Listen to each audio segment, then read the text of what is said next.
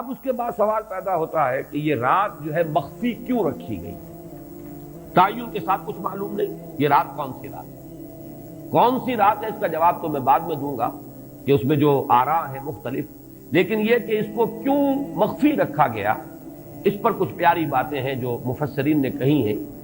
پہلی بات تو یہ کہ جتنی عظیم چیزیں ہیں ان سب کو مخفی رکھا گیا۔ قیامت کب آئے گی؟ مخفی آئے گی، یہ یقینی ہے۔ کب آئے گی؟ یہ تو ان امور میں سے ہے کہ جس کا علم نبی اکرم صلی اللہ علیہ وسلم کو بھی نہیں دیا گیا، جبرائیل کو بھی نہیں دیا۔ چنانچہ حدیث جبرائیل میں واضح طور پر الفاظ موجود ہیں وَمَا الْمَسْئُولُ عَنْهَا بِأَعْلَمَ مِنَ السَّائِلِ، کچھ معلوم نہیں، نہ سائل کو معلوم نہ مسئول کو معلوم قیامت کب آئے گی۔ اب یہ عظیم حقیقت مخفی رکھا گیا اور اس کا خاص طور پر ذکر کیا گیا سورہ طٰہٰ میں، اکاد اخفیھا لتجزی کل نفس بما تسعی۔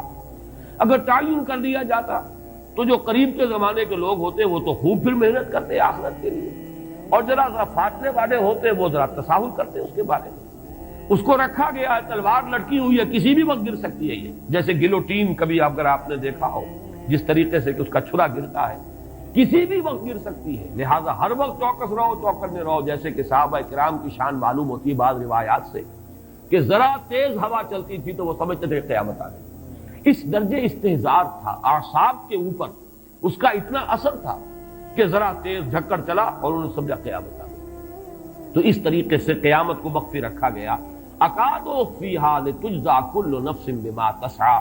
نہ آج سے 100 برس پہلے والوں کو معلوم تھا کہ قیامت کب آئے گی، نہ آج والوں کو معلوم ہے، نہ اگر ابھی دنیا کی عمر ہے ابھی 100 برس اور تو قیامت سے ایک دن پہلے بھی شاید یقینی طور پر معلوم نہ ہو سکے کہ کل قیامت آ رہی ہے، تاکہ ہر وقت جو ہے امتحان اتنا ہی شدید رہے، اتنا ہی کڑا امتحان رہے ہر ایک کے لیے۔ لتجزی کل نفس بما تجزی بما تسعی، تاکہ ہر ذی نفس کو بدلہ ملے اس کی سعی کے مطابق۔ اسی طریقے سے موت کا وقت معلوم نہیں، وما تدری نفس بأی ارض تموت، کہاں موت آئے گی کچھ معلوم نہیں، کہاں موت آئے گی، کب موت آئے گی کچھ معلوم نہیں۔ اسی طرح نوٹ کیجئے صلاۃ وسطیٰ، حافظوا علی الصلوات والصلاۃ الوسطیٰ معین نہیں، اس کے لیے آراء اگرچہ ہے، اکثر آراء جمع ہو گئی ہے صلاۃ العصر کے بارے میں، لیکن تعین سے حتمی طور پر نہیں کہہ سکتے۔ یہ رائے بھی ہے کہ کوئی بھی معین نہیں، تمام نمازیں جو ہیں وہ صلاۃ وسطیٰ کے حکم میں، بہترین نماز، کوشش کرو کہ پوری محافظت کرو، صرف نماز کی نہیں، بہترین نماز،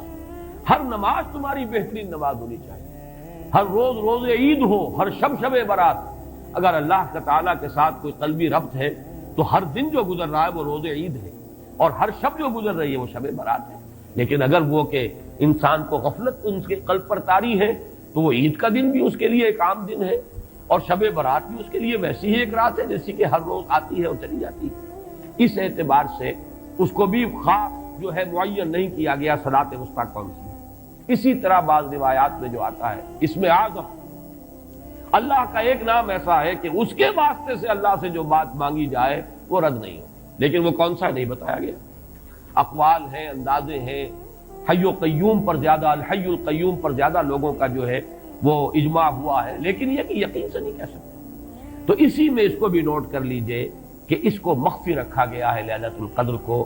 لوگ زیادہ سے زیادہ محنت کریں، زیادہ سے زیادہ مشقت کریں، اس کے لیے جو بھی اس کی قدر و منزلت سے کسی درجے میں آگاہ ہے، وہ اگر معین ہی ہو جاتا کہ ایک شب یہ ہے تو پھر تو سب کے سب اس رات میں محنت کر لیتے، باقی راتیں جو ہیں وہ پھر سونی اور ویران گزرتی۔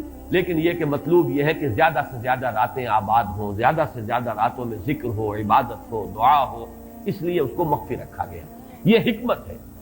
اس میں بھی ایک عجیب نکتہ ہے جو امام راضی رحمۃ اللہ علیہ نے بیان کیا ہے، اور حوالہ اگرچہ نہیں دیا اس حدیث کا، لیکن ایک روایت کے حوالے سے بات بیان کی ہے کہ اس کے ظاہر نہ کرنے میں بھی اللہ کی ایک شفقت اور رحمت ہے بندوں کے حق میں، اس لیے کہ اس کی قدر جتنی زیادہ ہے اتنی ہی اس کی ناقدری پر سزا ہوگی۔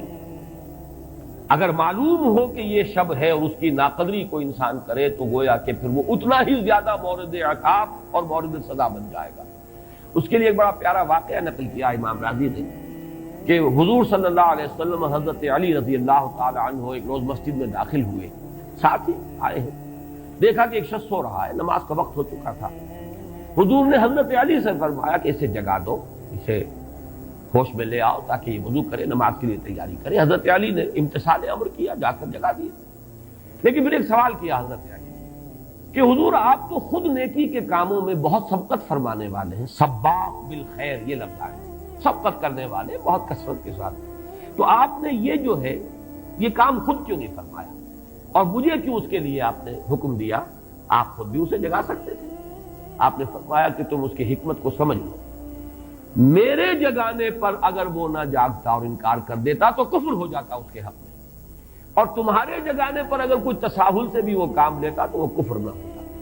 تو یہ ایک فرق ہے کہ اللہ تعالیٰ کی طرف سے ایک شفقت ہے کہ حضور صلی اللہ علیہ وسلم جگاتے اور کسی درجے میں وہ انکار کر دیتا۔ کبھی ایسا بھی ہوتا ہے آدمی نیند میں ہے اور وہ کہتا جاؤ جاؤ مجھے آرام کرنے دو، تو اگر میرے ساتھ یہ معاملہ ہوتا تو وہ کفر کے درجے کو پہنچ جاتی بات، لیکن اگر تمہارے ساتھ یہ معاملہ ہو بھی جاتا تو اس درجے شدید نہ ہوتا۔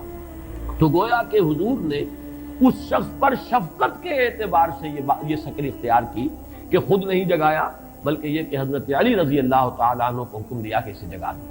تو یہ نقطہ کہ لیلۃ القدر کے اخفاء میں یہ بات بھی ہے کہ اگر اس کو عیاں کر دیا جاتا، معین کر دیا جاتا، تو پھر جو لوگ اس سے غافل رہتے پھر وہ بہت سخت ناقدری کا ارتکاب کرتے اور بڑی سزا کے مستوجب ہو جاتے۔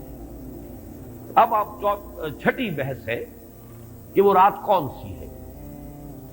اگرچہ ایک رائے شاذ یہ بھی ہے کہ وہ رمضان سے باہر کی رات بھی ہو سکتی ہے، لازم نہیں ہے کہ رمضان ہی کی کوئی شب ہو۔